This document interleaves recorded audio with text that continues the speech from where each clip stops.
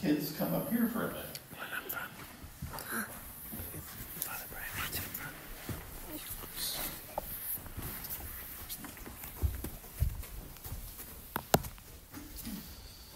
So the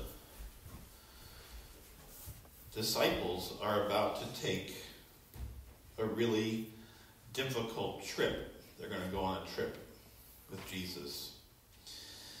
What do you do before you go on a trip? What do you have to do? What? Pack. What do you pack? Depends on the trip, right? What if it's a really difficult trip? What do you think you would pack? Clothes? Food and water? Yeah. What about you guys? Do you ever go on a camping trip? What do you have to pack when you go on a camping trip? What's that? Mom does it? You have no idea. Well, I'm going to tell you a little story about a time when I went on a trip. I was leaving my home in Los Angeles, and I was going to seminary where I learned how to be a priest. And I was driving all my stuff from LA to Chicago. So I got a truck and I loaded it up with all my stuff and I set off. And when I got to the edge of there's a big desert in California. It's called the Mojave Desert. Have you ever heard of Death Valley? Death Valley is where it is in the Mojave Desert.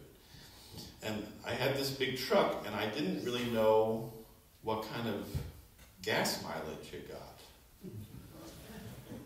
So when I got to the edge of the desert, I thought, well, it's over half a tank of gas.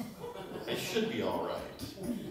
So I kept going. I passed the last gas station and kept on going.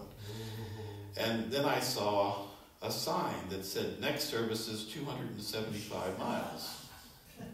So I thought, well, that's not good news. I'm not sure I'm going to make it that far. But I kept going, and it got the little gas gauge, got further and further down. And what's the letter that's at the bottom of the gas gauge? E. It got on E, and then it went below E. And I finally made it to a gas station on the other side of the desert, and I think it was just my hopes and prayers that got me the last 20 or 30 miles, and maybe some gas fumes. But I didn't do a very good job of preparing, right?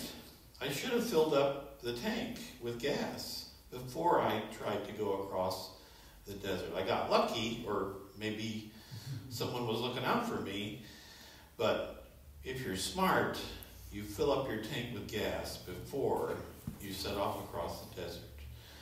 Well, Jesus and his disciples are about to go on a difficult journey. They're going to go through the desert on the way to the cross. And this experience that we just heard about, what we call the transfiguration, is a way for the disciples to fill up their tank, their gas tank. They have this wonderful experience of seeing Jesus as he really is, bright, so bright that nothing can compare to the brightness that they see in Jesus. Talking with Moses and Elijah, the heroes of the faith.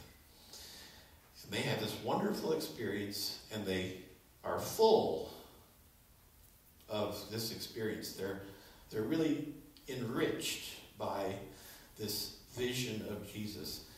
And then they go down the mountain and they head towards Jerusalem and to the cross. And maybe this experience is what sustained them, what helped them to keep going all the way to the end of that journey. So we have to fill up our tanks because we're about to go on a journey with Jesus, which we call Lent. And this gospel lesson and these services and our fellowship all help us to fill up our tanks and to do what we have to do to get to the end at the cross and the tomb. Okay? Good. Okay, that's it.